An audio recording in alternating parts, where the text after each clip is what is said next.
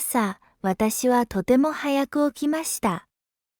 目覚まし時計の音で目を覚ましましたが、今日は特別な日なので、すぐにベッドから起き上がりました。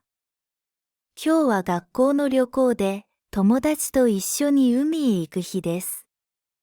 カーテンを開けると、朝の光が部屋に入ってきました。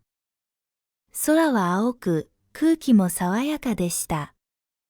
私はいい天気だ。今日はきっと楽しい一日になると思いました。顔を洗って朝ごはんを食べました。母が作ってくれたトーストと卵と牛乳でした。私はいただきますと言って美味しく食べました。それから、カバンにお弁当と水とタオルや日焼け止めを入れました。帽子も持って行きました。私はとてもワクワクして時計を何度も見ました。出発の時間が近づくと少しドキドキしました。学校に行くともうたくさんの友達が校庭に集まっていました。みんな元気で賑やかに話していました。ある友達はどんなお弁当を持ってきたと聞き、他の友達は海で泳げるかなと話していました。先生は名簿を見ながら一人一人の名前を読んで確認しました。みんな笑顔ではいと返事をしました。その後、私たちは大きな旅行バスに乗りました。私は窓のそばの席に座ることができました。隣の席には仲のいい友達が座りました。バスの中ではみんなワイワイと話したり、歌を歌ったりしていました。私は窓の外を見ながら、早く海に行きたいなと思いました。バスが出発すると、町の風景が流れていきました。店や家が見えなくなると、田んぼや川、そして山が見えてきました。緑がとてもきれいで、空もだんだん青くなっていきました。時々牛や馬も見えました。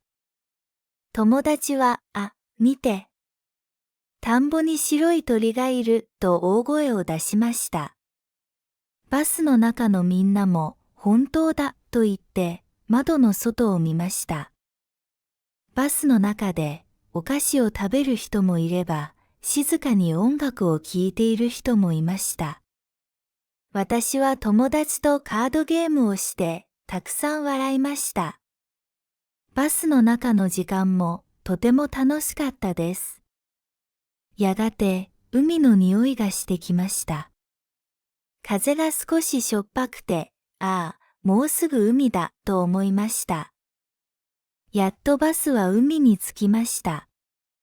大きな青い海が目の前に広がっていて、とても綺麗でした。私は思わずすごいと声を出しました。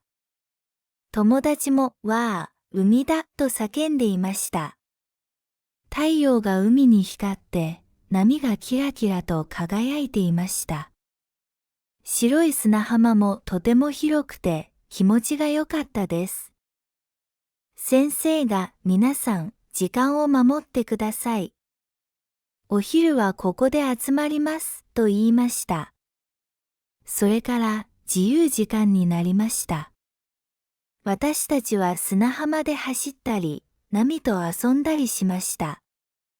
友達と一緒に写真を撮ったり、貝殻を拾ったりもしました。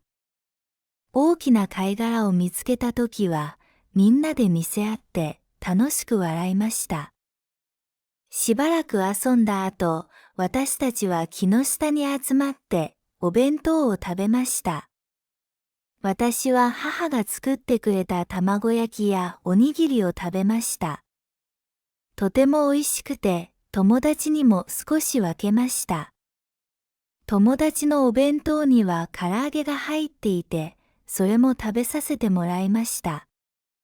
みんなで食べるお弁当はいつもより美味しく感じました。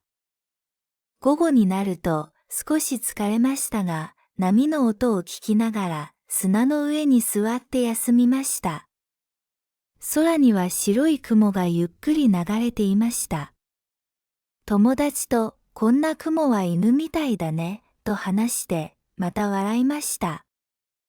海を見ながら、私は友達と一緒に旅行できることはとても幸せだ、と思いました。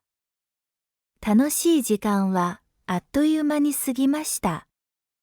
夕方になると、太陽が海に沈んでいきました。空がオレンジ色や赤色に変わって、とても綺麗でした。みんなで綺麗だね、と言いながら、静かに夕日を見ました。その後、私たちはまたバスに乗って、学校へ帰りました。バスの中では、みんな少し疲れて、静かになっていました。でも、隣の友達と今日の思い出を話して、まだ笑っていました。私は窓の外を見ながら、この一日はずっと心に残るだろうと思いました。学校に着いた頃、もう空が暗くなっていました。先生が、今日はお疲れ様でした。また学校で会いましょうと言いました。みんなで、ありがとうございました、と大きな声で言いました。私は家まで歩いて帰りました。道の上には月が出ていて、夜風が気持ちよかったです。